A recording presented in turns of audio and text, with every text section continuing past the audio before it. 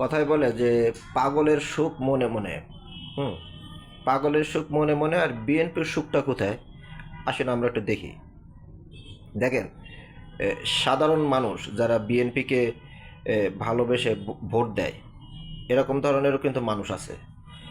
তো এই সমস্ত মানুষের ভোট, কিংবা তাদের মনে করেন যে হাজার হাজার লক্ষ লক্ষ নেতা কর্মী সমর্থক আছে এই বাংলাদেশে, তাদের ভোট, তবে ওই এদের মনে করেন সাধারণ মানুষের ভালোবেসে যে বিএনপিকে ভোট দেবে এই ভোট, কিংবা হাজার হাজার নেতা কর্মী সমর্থক তাদেরও ভোট, এগুলো আসলে বিএনপির অতটা প্রয়োজন নাই।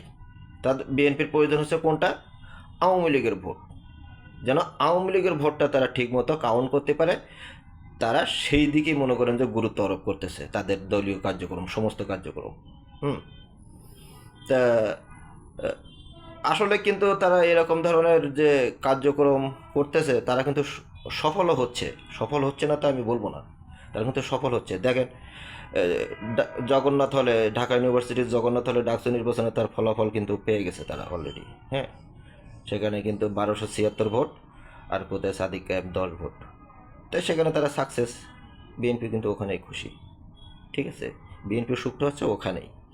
বিএনপি যদি ওখানে যদি পাশ করতে পারে, তাহলে ঠিক আছে, ও ভিপিটিপি হওয়ার দরকার নাই, কারণ তাদের দরকার ছিল আওয়ামী লীগের ভোটটা, পেয়ে গেছে, সাকসেস।